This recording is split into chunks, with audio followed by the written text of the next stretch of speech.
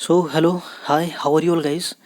आई hope कि सब लोग बहुत अच्छे हैं और सब कुछ बहुत अच्छा भी चल रहा है। ठीक है, तो इस वीडियो क्लास में हम लोग कुछ प्रीवियस ईयर के क्वेश्चन को डिस्कस करने वाले हैं। ठीक है, और चैप्टर हम लोग का कौन सा चल रहा है? चैप्टर सॉल्यूशन चल रहा है, यानी चैप्टर दूसरा ही चल रहा है। अभी तो सेकंड चैप्टर की ही बात हो रही है। ठीक है, अच्छा, इस वीडियो क्लास में हम लोग ये देखने वाले हैं कि जो सीबीएसई बोर्ड में, ठीक है, जो प्रीवियस ईयर के क्वेश्चन आते हैं वो कहाँ से आते हैं और उसकी पढ़ाई करने की क्या रणनीति होती है, तरीका क्या होता है। हालांकि इस बारे में मैं किसी और वीडियो में क्लास में मैंने बता ही रखा है। ठीक है, लेकिन मैं फिर से बता दूँ, जितने भी बोर्ड वाले बच्चे हैं, ठीक है, एनसीईआरटी के बाहर एक अक्षर नहीं जाएगा और न जाना भी नहीं, अपनी खोपड़ी नहीं चलानी है। ठीक है, मैंने खुद 6 सालों में 40 से ज़्यादा तो सिर्फ केमिस्ट्री की ही किताब की पढ़ाई मैंने किया है। ठीक है, तो ये मत समझो कि यहाँ पर बैठ कर मैं सिर्फ बकैती कर रहा हूँ। ठीक है, ये सच में ही बहुत अच्छी पढ़ाई है। और जैसा कि किसी क्लास में मैंने बोला था कि ये जो लेक्चर सीरीज़ बन रही है ना, ये इंडियाज़ की नंबर 1 लेक्चर सीरीज़ है। ठीक है, वो अलग बात है कि ये बहुत लोगों तक इसकी रीच कब पहुँचेगी वो देखना बाकी है, या इसमें थोड़ा वक्त लग सकता है। ठीक है, तो डरो नहीं, घबराओ नहीं, बस मेरे साथ रिदम में रहो, अपनी खोपड़ी मत चलाओ। ठीक है, तो खैर चलिए इसमें कुछ क्वेश्चन को देखते हैं, आगे बढ़ते हैं। इसमें देखो, ये 1 मार्क के जो क्वेश्चन दिख रहे हैं, ठीक है, जैसा कि मैंने बोल ही रखा था कि मोलरिटी के बारे में हमें पता होना चाहिए, मोल फ्रैक्शन के बारे में पता होना चाहिए, मोलरिटी के बारे में पता होना चाहिए। ठीक है, चलो ऐसे ही जल्दी जल्दी मैं बता देता हूँ। मोलरिटी क्या होता है? कैपिटल एम से दिखाते हैं। क्या होता है? Number of moles of solute dissolve in litre of solution. ठीक है, लीटर ऑफ सॉल्यूशन, यही क्या होता है? मोलरिटी होती है। तो मोलरिटी की यूनिट क्या हो जाएगी? खुद से बता दो। ये ऊपर मोल हो गया, नीचे क्या हो गया? लीटर। ठीक है, तो यूनिट क्या हो गई? मोल पर लीटर। ठीक, आगे मेरे ख्याल से मेरी बातें समझ में आ गई होंगी। ठीक है, इस मोलरिटी को हम लोग चाहें तो थोड़ा number of moles of solid volume of solution in litre को चाहें तो थोड़ा एक्सपेंड कर लें तो W2/M2 हो जाएगा। ठीक है, 1000 divided by volume of solution. ठीक है, अब ये किस में हो जाएगा? मिली लीटर में हो जाएगा। ठीक है,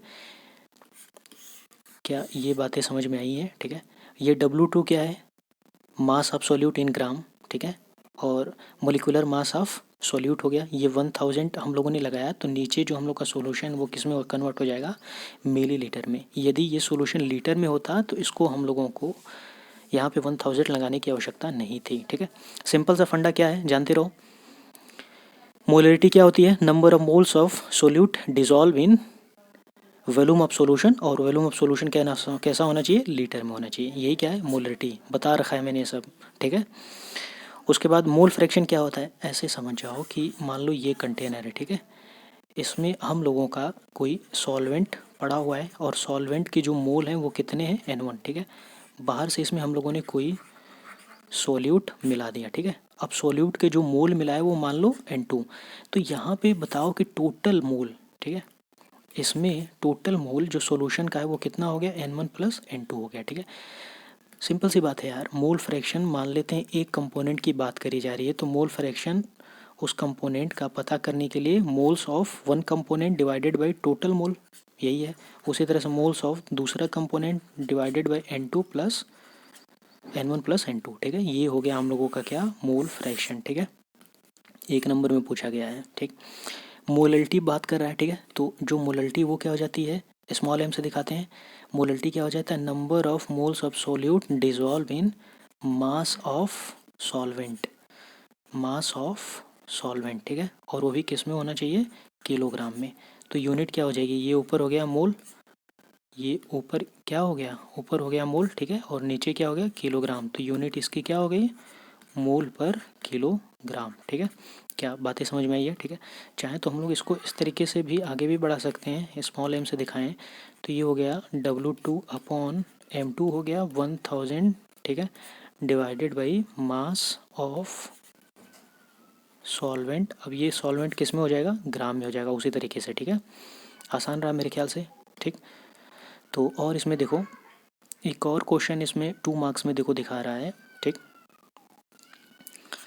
यहाँ पे पूछा जा रहा है हेनरी लॉ के बारे में। ठीक है, और इसके 2 एप्लीकेशन बताओ। ठीक है, ये वाला क्वेश्चन देखो, स्टेट हेनरी लॉ और वापस से मेंशन टू एप्लीकेशन। तो यानी ये वाला क्वेश्चन और ये वाला क्वेश्चन सेम ही है, ठीक है। ये देखो कब कब पूछा गया है, ये 2013 में, 12 में, ये 2008 में, ठीक है। अलग अलग समय पूछा गया है। तो हेनरी लॉ होता क्या है, खुद से बताओ। मैंने एक ग्लास का एग्जाम्पल लेके समझाया था। मान लेते हैं एक ग्लास है, इसमें लिक्विड भरा हुआ है, ठीक है। इस तरीके से लिक्विड भरा हुआ है और ऊपर कोई ये गैस उड़ रही है इस तरीके से। अब क्या करो कि इस गैस पर लगाओ प्रेशर। इस गैस पे जैसे ही प्रेशर लगाओगे तो ये गैस भागते भागते इस लिक्विड में डिज़ोल्व होगी। बताओ, है ना, यही बताया था मैंने। तो इस गैस पर लगने वाला प्रेशर, ठीक है, इस गैस पर लगने वाला प्रेशर और जो ये जो गैस लिक्विड में डिज़ोल्व हो रही है, ये क्या होता है, डायरेक्टली प्रोपोर्शनल होता है। तो pressure directly proportional mole fraction of gas dissolving liquid. तो बस जैसे इसको हटाते हैं तो एक तरीके का क्या आ जाता है, कांस्टेंट, जिसको हम लोग के एच से दिखाते हैं। और ये कांस्टेंट क्या होता है, हेनरी लॉ कांस्टेंट, ठीक है। तो यही जो इक्वेशन दिख रहा है, ठीक है, यही इक्वेशन किसको साबित करता है, हेनरी लॉ को साबित करता है, ठीक है। उसके बाद कह रहा है कि इसके दो एप्लीकेशन बताओ। तो दो एप्लीकेशन तो मैं बता ही रखा हूँ, ठीक है। एक कौन सा एग्जाम्पल मैंने बताया है, स्क्यूबा डाइवर, गोताखोर वाला, ठीक है। मेरे ख्याल से बात समझ में आ गई होगी। दूसरा मैंने क्या बता रखा है भैया, CO2 गैस कहाँ पर, सॉफ्ट ड्रिंक बोले या कोल्ड ड्रिंक बोले, वहाँ पर हो गया, ठीक है। तीसरा एग्जांपल मैंने बताया था कि जब हाई एल्टीट्यूड होता है, जब ऊंचाई पर हम लोग चढ़ते हैं, ठीक है, तो क्या होती है, थकान होने लगती है। ये सारे एग्जांपल किसके हैं, हेनरी लॉ के ही तो एग्जांपल हैं, ठीक है। तो देख लो कि ये क्वेश्चन और ये क्वेश्चन क्या है, सेम है। इसमें अपनी खोपड़ी मत लगाने लगना, ठीक है। यहाँ पे ये थोड़ी सी लाइन ऐसा टेढ़ा मेढ़ा लिखा है, मतलब एक ही है, ठीक। फिर यहाँ पे देखो क्या कह रहा है कि एक्सप्लेन, ये वाला क्वेश्चन देखें, explain why aquatic species are more comfortable in cold water rather than. अच्छा एक बात बताओ, मान लो कि ये हम लोगों के पास कंटेनर, ठीक है, और इसमें हम लोगों का पानी भरा हुआ है, ठीक है। चलो एक और कंटेनर में बना देता हूँ, यहाँ पे भी ये रहा कंटेनर, इसमें भी क्या है कि पानी भरा हुआ है, ठीक है। दोनों में एक मछली भी बना देते हैं, ठीक है। मछली ऐसे ही बनती है मेरे ख्याल से, ठीक है। मान लो एक इसमें मछली हो गई, ठीक है, उसी तरीके से एक इस वाले पानी में मछली हो गई। अब देखो ये वाला हम लोग कहते हैं कि ये कोल्ड वाटर है, ठीक है, और ये है कैसा, हॉट वाटर। अब मुझे एक बात बताओ कि जो मछली है वो क्या है, लिविंग बींग्स है ना। तो लिविंग बींग्स को ज़िंदा रहने के लिए क्या चाहिए होता है, ऑक्सीजन चाहिए होती है, ठीक है। अब एक बात बताओ, यहाँ पे जो ऑक्सीजन के जो पार्टिकल उड़ रहे हैं, ठीक है, क्योंकि ये पानी गर्म है, तो जैसे ही यहाँ पर आएंगे ये सारे पार्टिकल, ठीक है, इस लिक्विड में आएंगे, तो पानी गर्म है, तो पानी गर्म होने का माने क्या कि इसको काइनेटिक एनर्जी मिलेगी। तो जो गैस इस लिक्विड में डिज़ोल्व हो सकती थी वो डिज़ोल्व नहीं होगी, वो धीरे धीरे क्या है, भागने लगेगी। लेकिन कोल्ड वाटर में क्या है, ज़्यादा से ज़्यादा यहाँ पे ऑक्सीजन की गैस डिज़ोल्व होंगी, ठीक है। जब ज़्यादा से ज़्यादा गैस डिज़ोल्व होगी तो यहाँ पे जो मछली है वो कोल्ड वाटर में आसानी से सर्वाइव कर सकती है। तो यही यहाँ पे क्वेश्चन में कहा जा रहा है कि जो एक्वेटिक स्पेसीज होती हैं, यानी कि जो पानी में रहने वाले जीव जंतु होते हैं, ठीक है, वो कोल्ड वाटर में कैसे होते हैं, कंफर्टेबल होते हैं। क्यों, क्योंकि कोल्ड वाटर में गैसियस पार्टिकल को कम काइनेटिक एनर्जी मिलती है और ज़्यादा से ज़्यादा ऑक्सीजन की गैस डिज़ोल्व होती है, ठीक है। मेरे ख्याल से बात समझ में आ गई होगी। दो चीज़ था मैंने बताया था, फिर से सुन लो, ठीक है। किसी सॉलिड को जब लिक्विड में डिज़ोल्व करेंगे, ठीक है, तो आम तौर पर टेम्परेचर बढ़ाते हैं तो सॉलिबिलिटी भी क्या है, बढ़ती है। लेकिन किसी गैस को जब लिक्विड में डिज़ोल्व करते हैं और उस समय टेम्परेचर बढ़ाओगे तो सॉलिबिलिटी क्या है, घटती जाएगी, ठीक है। तो यही चीज़ यहाँ पे बताई जा रही है। मेरे ख्याल से बात समझ में आ गई होगी, ठीक। आसान है भाई, ये बोर्ड वगैरह कोई लेवल नहीं है, ठीक है। CBSE बोर्ड एग्ज़ाम का कोई लेवल नहीं है, ठीक है। मेरे हिसाब से यदि पढ़ाई कर रहे हो तो डरने की कोई ज़रूरत नहीं, बहुत ही आसान है, ठीक है। ये वाला क्वेश्चन देखो, the partial pressure of ethane gas saturated solution containing, ठीक है, इतना gram ethane is 1 bar, solution contain इतना ग्राम, देन व्हाट। देखो क्वेश्चन मैं समझा देता हूँ, क्वेश्चन क्या कह रहा है। अच्छा इस क्वेश्चन को लगाएंगे कैसे, देखो यहाँ पे एक चीज़ समझना, ये जो इथेन है ना, ठीक है, ये किसी सॉल्यूशन में डिज़ोल्व करने की बात कही जा रही है, ठीक है। यानी इथेन क्या है, गैस है, और कोई गैस लिक्विड में डिज़ोल्व करने की बात करी जा रही है। तो हमें समझ में आ जाना चाहिए कि यहाँ पर तो जैसे भी लगेगा हेनरी लॉ ही लगने वाला है। क्यों, कैसे पता चला? क्योंकि एक गैस को एक लिक्विड में सॉल्यूशन में डिसॉल्व करने की बात हो रही है। ठीक, तो समझो, देखो क्वेश्चन में क्या कह रहा है कि यहाँ पर हम लोगों का मान लेते हैं कि सॉल्यूशन है, ठीक है, या लिक्विड है। अब इसमें जो ईथेन की गैस है, ठीक, इस ईथेन की गैस पर जितना प्रेशर लगेगा उतना अमाउंट इसमें क्या है, ईथेन की गैस डिसॉल्व होगी। ठीक है, तो पहली बार देखो अमाउंट दे दिया है इतना, ठीक है, 6.56 इंटू 10 की पावर माइनस 2 ग्राम। तो प्रेशर देखो, एक बार समझो, यहाँ पर जो ईथेन की गैस इसमें लिक्विड में डिसॉल्व हो रही है, ठीक है, उसका अमाउंट कितना है, इतना अमाउंट है। ठीक, मेरे ख्याल से बात समझ में आई। तो लगने वाला प्रेशर कितना है, 1 बार है। ठीक, पहली कंडीशन। दूसरी बात देखो, क्वेश्चन क्या कह रहा है कि जब इतने ग्राम की ईथेन डिसॉल्व होगी, यानी अमाउंट क्या है, थोड़ा बदल जाए, तब कितना प्रेशर होगा, what will be the partial pressure. ठीक है, तो सीधा सा फंडा हम लोग समझे कि partial pressure directly proportional amount of gas dissolve in liquid. यही होता है ना भाई, हेनरी लॉ यही होता है ना, जितना भी प्रेशर लगाओगे, ठीक है, उसी हिसाब से amount of gas dissolve in liquid, यही बात होती है। तो पहले देखो प्रेशर कितना लगा, 1 बार का, तो 1 बार का प्रेशर लगा, ठीक है, तो जो अमाउंट ऑफ गैस डिसॉल्व हुई वो इतनी हुई, 6.56 इंटू 10 की पावर माइनस 2 ग्राम। ठीक, देखो ये तरीका जो मैं लगा रहा हूँ ना, ये कंपटीशन का तरीका होता है, सीधे शॉर्टकट तरीके से काट कूट करके आंसर लाते हैं। 2-3 तरीके हैं इस क्वेश्चन को लगाने के, ठीक है, लेकिन ये तरीका सबसे आसान है। आगे सवाल पढ़ें। फिर कह रहा है कि जब कितना प्रेशर होगा, what will be the pressure, यानी कि प्रेशर को कितना होगा, चलो P2 मान लेते हैं, डायरेक्टली प्रोपोर्शनल कब, जब हम लोगों का यहाँ पर अमाउंट हो जाए 5 इंटू 10 की पावर माइनस 2 ग्राम। ठीक है, तो बस ये भी डायरेक्टली प्रोपोर्शनल है, ये भी डायरेक्टली प्रोपोर्शनल है। ठीक है, इसको मान लो कि इक्वल का साइन है। ठीक है, तो 1 = 6.5 इंटू 10 की पावर माइनस 2। तो P2 पता करना है, 5 इंटू 10 की पावर माइनस 2। ठीक है, तो यहाँ से P2 सॉल्व कर लेते हैं, तो काट कूट करेंगे इसको पूरा बकायदे। ठीक है, तो जब P2 सॉल्व किया जाएगा तो ये इससे क्रॉस कर लो, ये इससे क्रॉस कर लो, तो बताओ कितना हो जाएगा, ये हो जाएगा 5 इंटू 10 की power minus 2 divided by 6.5 into 10 की पावर माइनस 2। ठीक है, ये इससे कैंसिल हो गया, इसको सॉल्व करेंगे तो ये आ जाएगा 0.76 बार। ठीक है, क्योंकि ये 1 बार है ना, यहाँ पे देखो ये 1 बार है, तो जो दूसरा प्रेशर भी आएगा वो कितना आएगा, बार में ही आएगा, और कितना आ गया, 0.76। ये इसका क्या है, आंसर है। आसान रहा मेरे ख्याल से। ठीक है, एक बार वीडियो को रिपीट करके देख लेना।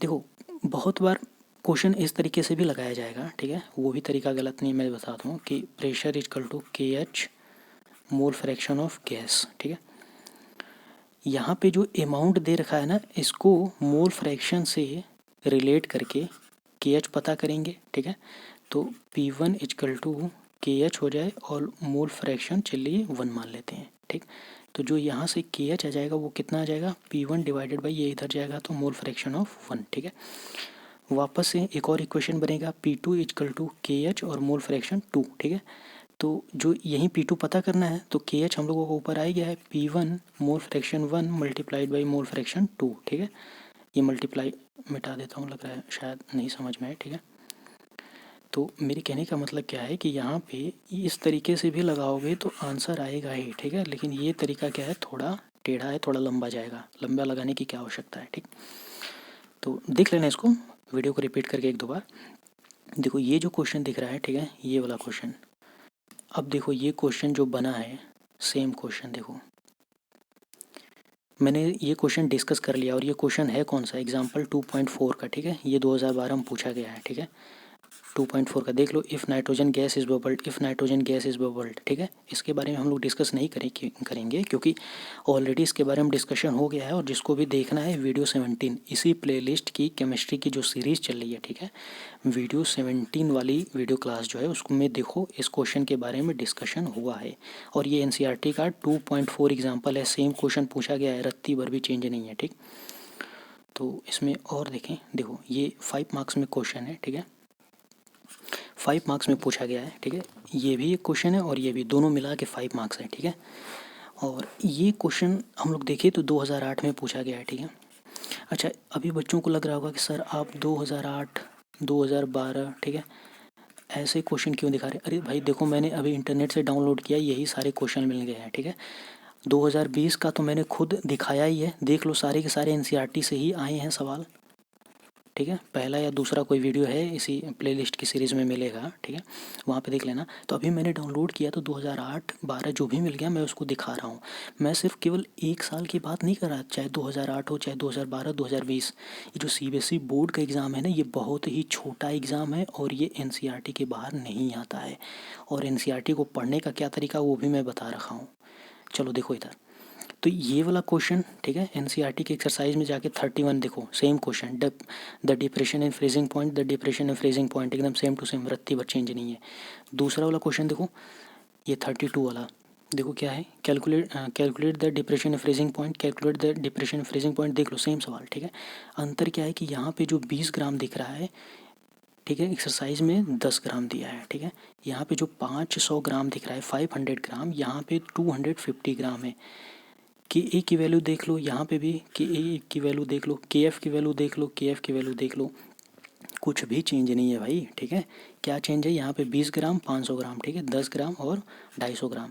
ये वाला क्वेश्चन तो बिल्कुल चेंज नहीं है। ये जो न्यूमेरिकल है, न्यूमेरिकल में कभी कभी वैल्यू 10 ग्राम, 10 ग्राम, 5 ग्राम, 20 ग्राम, इस तरीके की चीज़ों को बदल दिया जाता है, ठीक है। तो ये दोनों क्वेश्चन जिस बच्चे को आ रहा होगा, ये 5 मार्क्स देख लो, कर लिया होगा। और ये दोनों क्वेश्चन है कहाँ के, एक्सरसाइज के ही, इसी चैप्टर की एक्सरसाइज का 31, 32 क्वेश्चन है, ठीक है।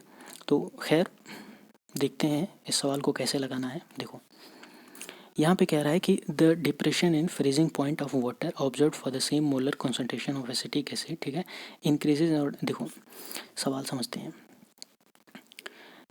Depression in freezing point delta T F क्या होता है, के एफ डायरेक्टली पोस्ट और मल्टीप्लाइड बाई मोलल्टी, ठीक है। हम लोग एक चीज़ समझे, इस मोलल्टी को थोड़ा और एक्सपेंड करें तो क्या आ जाएगा, के एफ और number of moles of solute divided by mass of solvent, ठीक है। तो एक चीज़ मुझे देख के बताओ कि ये जो डिप्रेशन इन फ्रीजिंग पॉइंट दिख रहा है, ठीक है, ये number of moles of solute के क्या हो गया, डायरेक्टली प्रोपोर्शनल हो गया है ना। हम लोग देख सकते हैं number of moles of solute के क्या है, डायरेक्टली प्रोपोर्शनल है। अब एक चीज़ समझो, मान लो कि ये हम लोगों का एक लिक्विड है, ठीक है, लिक्विड माने क्या, सॉल्वेंट, सॉल्वेंट। अब इसमें हम लोगों ने बाहर से मान लो कि 1 मोल सॉल्यूट मिला दिया, एक कंडीशन है, ठीक है, और एक कंडीशन में 2 मोल सॉल्यूट बना दिया। तो हम लोग यहाँ से देख के क्या समझ सकते हैं कि जो फ्रीजिंग पॉइंट का जो डिप्रेशन होगा, है ना, depression in freezing point directly proportional moles of solute, यानी आने वाला सोल्यूट जितना ज़्यादा मोल होगा, फ्रीजिंग पॉइंट का जो डिप्रेशन है वो भी कैसा होगा, ज़्यादा होगा। तो 1 मोल सोल्यूट और 2 mole solute, depression in freezing point कहाँ ज़्यादा होगी, 2 मोल इन सोल्यूट, यानी यहाँ पे डिप्रेशन इन फ्रीजिंग पॉइंट क्या होने वाली है, ज़्यादा होने वाली है, ठीक है। तो देखो इसमें कुछ चीज़ों को मिलाया जा रहा है, एसिटिक एसिड को ट्राई क्लोरो एसिटिक एसिड और ट्राई फ्लोरो एसिटिक एसिड, ठीक है। तो कह रहा है कि इंक्रीजिंग ऑर्डर में इस यहाँ पर डिप्रेशन इन फ्रीजिंग पॉइंट को पाया गया है। एक बार मैं बना दूँ, ये हम लोगों का एसिटिक एसिड हो गया, ठीक है। यहाँ पे ट्राई क्लोरो एसिटिक एसिड दिख रहा है तो CCl3 हो जाएगा और COOH हो गया, ठीक है। और यहाँ पे ट्राई फ्लोरो है, ठीक है, तो CF3 और ये COOH। अच्छा, एक और चीज़ सुनना, अभी जिन लोगों को ये acetic acid, trichloroacetic acid, trifluoroacetic acid समझने में दिक्कत हो रही है तो डरो नहीं, ठीक है। ऑर्गेनिक केमिस्ट्री में जब हम लोग जाएंगे ना तो काफ़ी अच्छे से वहाँ पे चीज़ें समझ में आएंगी, ठीक है। बस एक तरीके का समझ जाओ कि ये क्या है, एक तरीके का सॉल्यूट है, ठीक है। ये हम लोग का एसिटिक एसिड हो गया, ये ट्राई क्लोरो एसिटिक एसिड हो गया और ये ट्राई फ्लोरो एसिटिक एसिड हो गया, ठीक है। अब एक चीज़ मुझे बताओ कि इन सब को, ठीक है, मान लो इन्हीं सब को अब हम लोग क्या कर रहे हैं, यहाँ पर इस सॉल्वेंट में मिला रहे हैं, ठीक है। तो साफ मतलब है कि जिनको भी, चलो पहले हम लोगों ने यहाँ से इसको मिला दिया, ठीक है, किसको, इसको मिला दिया। तो हम लोग देखें कि जैसे ही ये सॉल्वेंट में आएगा, ये 2 मोल में डिसोसिएट हो जाएगा, यहाँ से प्लस और यहाँ से माइनस, ठीक है। तो हम लोग देख सकते हैं कि यहाँ से ब्रेकिंग हुई तो जो 1 मोल था इस लिक्विड में आने के बाद कितना मोल बन गया, 2 मोल बन गया, ठीक है। उसी तरह से ये भी यहाँ से अलग हो जाएगा, अरे भाई एसिड है ना तो H प्लस तो आयन रिलीज़ करेगा ही, ये माइनस, तो यहाँ पे हम लोग देख सकते हैं कि ये भी कितना हो गया, 2 मोल हो गया, ठीक है। ये माइनस है और ये प्लस है, ठीक है, ये भी 2 मोल हो गया। तो हम लोग देखें कि जो डिप्रेशन इन फ्रीजिंग पॉइंट है मोल्स के डायरेक्टली प्रोपोर्शनल है, ठीक है। तो मोल्स ऑफ सॉल्यूट तो भैया सबके 2-2 मोल ही इस सॉल्वेंट में आ रहे हैं, आ रही बात समझ में। लेकिन यहाँ पर माइनस आई इफेक्ट ज़्यादा है, ठीक है, माइनस आई इफेक्ट ज़्यादा है, इसलिए यहाँ पे ये जो ब्रेकिंग दिख रही है ना प्लस और माइनस की, ये बहुत फास्ट होगी, बहुत जल्दी ब्रेक हो जाएगी, ठीक है। तो जल्दी ब्रेक होने की वजह से हम लोग देखें कि इनके 2 मोल जल्दी बन जाएंगे, इनके 2 मोल थोड़े कम बनेंगे, इनके 2 मोल और धीरे बनेंगे। तो यानी कि यहाँ पे जो डिप्रेशन इन फ्रीजिंग पॉइंट होगा वो कैसा होगा, ज़्यादा होगा। तो यही ऑर्डर इसमें दिखाया जा रहा है, यही ऑर्डर यहाँ पर कहा जा रहा है,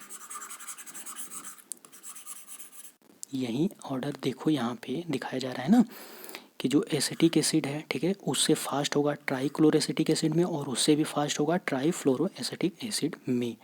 तो हम लोग क्या जवाब लिखेंगे, माइनस आई इफेक्ट होने की वजह से ये सब 2-2 मोल्स में ही डिसोशिएट होंगे, ठीक है, लेकिन ये जल्दी हो जाएगा और ये थोड़ा लेट होगा और ये थोड़ा और लेट होगा। इसीलिए जो डिप्रेशन इन फ्रीजिंग पॉइंट का ऑर्डर जो दिख रहा है हमें ये इंक्रीजिंग ऑर्डर में दिख रहा है, ठीक है। मेरे ख्याल से बात समझ में आ गई होगी, थोड़ा रिपीट करके देख लेना इसको। अब देखो ये क्वेश्चन जो दिख रहा है, ठीक है, बहुत ज़्यादा मुश्किल तो नहीं है पर ये इम्पोर्टेंट रहेगा सवाल, ठीक है। अगली बार भी इस सवाल के आने की संभावनाएं बनी रहती है, ठीक है।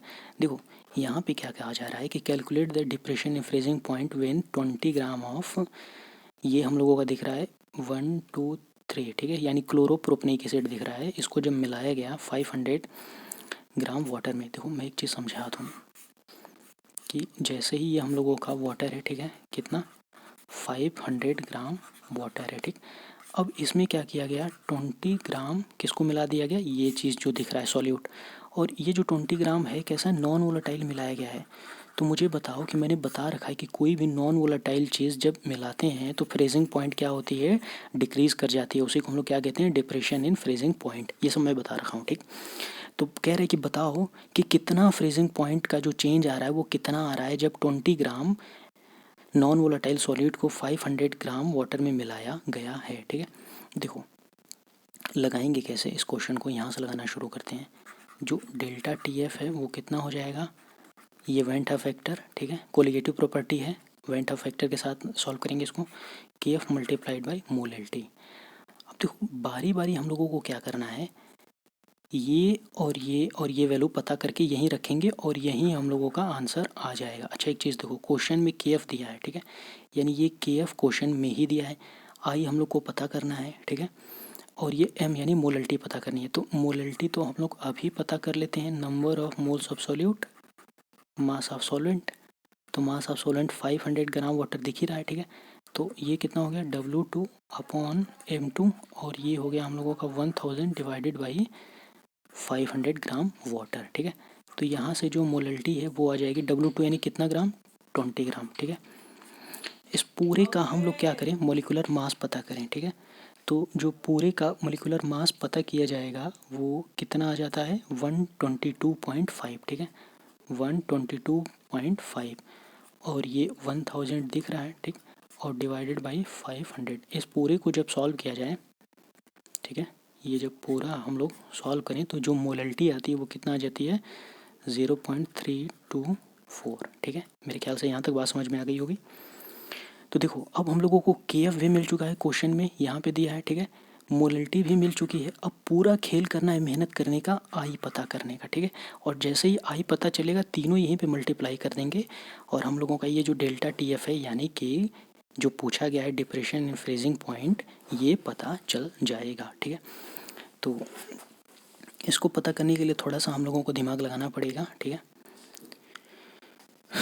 चलो देखो ये हम लोगों का जो दिख रहा है CH3, ठीक है, CH2 CH Cl COOH, ये जैसे ही वाटर में जाएगा ना इसके H प्लस यहाँ से निकल जाएंगे, डिसोशिएट हो जाएंगे, ठीक है, यानी CH3 CH2 CH Cl COO minus और साथ में प्लस कौन निकल गया, H प्लस मिल गया, ठीक है।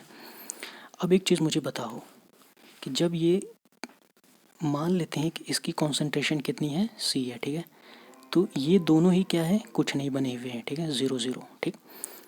और साथ में जैसे ही हम लोग कहें कि यहाँ से C माइनस सी अल्फ़ा, ठीक है, अल्फ़ा क्या है, डिग्री ऑफ डिसोसिएशन, ये क्लास 11 में पढ़ाया जाता है। तो अभी यदि बहुत अच्छे से नहीं समझ में आ रहा है तो ये फॉर्मूला थोड़ा सा देखो, ठीक है।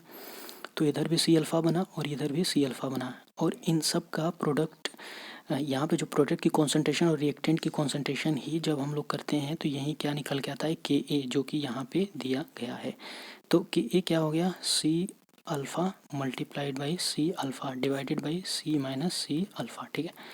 तो हम लोग देखें कि यहाँ पे क्या हो गया, सी स्क्वायर अल्फ़ा स्क्वायर, सी कॉमन ले लो तो 1 माइनस अल्फ़ा, ठीक है। तो सी से सी कैंसिल हो गया, और यहाँ से के ए की वैल्यू क्या मिल गई हम लोगों को, सी अल्फ़ा स्क्वायर, और ये 1 माइनस अल्फ़ा, ठीक है। यहाँ पे कहा जाता है कि if alpha is so small, ठीक है, अल्फ़ा कैसा है भैया, बहुत ही सो स्मॉल, बहुत छोटा है। तो यहाँ से 1 में से घटाने का कोई मतलब तो होता नहीं है, तो हमें क्या मिल जाएगा कि a equal to c alpha square. क्या यहाँ तक मेरी बातें समझ में आई हैं सभी लोगों को, ठीक है, मेरे ख्याल से समझ में आई होंगी, ठीक। अब देखो यहाँ से हम लोगों को अल्फ़ा पता करना है, तो अल्फ़ा क्या हो जाएगा, अल्फ़ा स्क्वायर हो गया, और इधर क्या हो गया, के ए डिवाइडेड बाई सी, ठीक। मैं इधर की चीज़ों को मिटा लूँ, ठीक है, मैं इधर की चीज़ों को मिटा दूँ तो हम लोगों को क्या मिल जाएगा भाई, बताओ। अरे भाई आसानी तो है, अब यहाँ पे क्या करना है बस, तो यहाँ पे अल्फ़ा इक्वल टू क्या हो गया, अंडर रूट के ए डिवाइडेड बाई सी, ठीक है, यही है। अब देखो कि ए क्वेश्चन में ही दिया है, ठीक है, क्वेश्चन में कहाँ गया, ये रहा ना, ये रहा 1.4 इंटू 10⁻⁻3, ठीक है। और सी हम लोगों ने अभी कैलकुलेट कर ही लिया है, सी यानी कि कॉन्सेंट्रेशन, यानी कि मोलरिटी, सॉरी मोलरिटी, जो कि यहाँ पे दिख रहा है, ठीक है। तो 0.324, इसको जब सॉल्व किया जाए तो ये अल्फ़ा जो है हम लोगों का, ठीक है, ये अल्फ़ा हम लोगों का निकल कर कितना आता है, ये निकल कर आएगा सॉल्व करने के बाद 0.065, ठीक है। तो ऊपर मैं यहाँ पर अल्फ़ा को भी लिख देता हूँ कि 0.065, ठीक है। वीडियो रिपीट करके देख लेना अल्फ़ा को मैंने किस तरीके से पता किया है। अब थोड़ा क्वेश्चन और आगे बढ़ाएं, बस हो गया, अब कुछ नहीं करना, बहुत आसान है, ठीक है, अब बहुत आसान है, अब कुछ नहीं करना है इसमें। तो हम लोग इसी इक्वेशन को एक बार फिर से लिखते हैं, CH3CH2, ठीक है, CHCl COOH, ये जैसे ही वाटर में जाएगा तो डिसोशिएट होगा, तो H प्लस यहाँ से फ्री होगा, तो CH3CH2 CHCl COO माइनस और प्लस H प्लस, ठीक है। चलिए ये 1 मोल मान लेते हैं, तो ये 0 0 कुछ नहीं बनाता, ठीक है। ये 1 में से अल्फ़ा मोल यानी डिग्री ऑफ डिसोसिएशन निकल गए, तो इधर भी अल्फ़ा और इधर भी अल्फ़ा बन गया, ठीक है। तो यहाँ पे जो वेंट हैव फैक्टर पता किया जाता है, तो जो वेंट हैव फैक्टर होता है वो क्या हो जाता है, ये सारे जो नंबर ऑफ मोल्स दिख रहे हैं डिवाइडेड बाय इनिशियल मोल्स, ठीक है। तो हम लोगों का 1 minus alpha plus alpha divided by 1, ठीक है। तो ये सब पूरा सॉल्व करें तो ये अल्फ़ा से अल्फ़ा कैंसिल हो गया, हम लोग क्या मिल गया 1 प्लस अल्फ़ा, ठीक है, डिवाइडेड बाई 1। तो 1 का कोई मतलब तो होता नहीं है, यानी आई की वैल्यू कितनी आ गई 1 प्लस अल्फ़ा, और अल्फ़ा हम लोग यहाँ पे निकाल ही चुके हैं, ठीक है। तो बस 1 प्लस अल्फ़ा कितना हो गया 0.065, ठीक है। तो यहाँ से जो फाइनल आई की वैल्यू आ गई वो कितना आ गई 1.065, यानी आई की वैल्यू कितना आ गई 1.065, ठीक है। तो देखो मैं इसे मिटा देता हूँ, ठीक है। ये वाला क्वेश्चन थोड़ा टेढ़ा है, 2-3 बार इसको प्रैक्टिस करना, इम्पोर्टेंट भी कर सकते हैं इसको। अब देखो क्वेश्चन, देखो यही डेल्टा टी अब पूछा जा रहा है, आई हम लोगों ने निकाल लिया अभी इतना मेहनत करने के बाद, ठीक है। के एफ की वैल्यू क्वेश्चन में दिया है यहाँ पे, ठीक है। मोलरिटी जो है वो हम लोगों ने यहाँ निकाल लिया है, ठीक है। अब इन तीनों वैल्यू को यहाँ पे जो डेल्टा टी एफ दिख रहा है इसमें रख लें, ठीक है। तो आई की वैल्यू 1.065, ठीक, के एफ की वैल्यू यहाँ पे 1.86, और मोलरिटी जो दिख रही है यहाँ पे दिख रही है 0.324, ठीक है। अब ये क्या किया जाए, पूरा सॉल्व किया जाए, ठीक। तो पूरा सॉल्व करने के बाद हम लोगों का जो फाइनल आंसर आ जाता है 0.65, क्योंकि टेम्परेचर है तो ये कितना आ गया केल्विन, ये हम लोगों का क्या हो गया, आंसर हो गया। ठीक है, तो मेरे ख्याल से चीज़ें समझ में आई होंगी। ठीक है, थोड़ा वीडियो रिपीट करके देख लेना, और इसके बाद तो कुछ है नहीं। ठीक है, तो कमेंट सेक्शन बस करते रहो। ठीक है, कमेंट सेक्शन में अपनी बात करते रहो, बताते रहो। ठीक है, कि कैसा लग रहा है, क्या वाकई में पढ़ाई में मज़ा आ रहा है या नहीं आ रहा है। ठीक है, मिलते हैं अगली क्लास में, तब तक के लिए हंसते रहो, मुस्कुराते रहो और खुश रहो। ठीक है।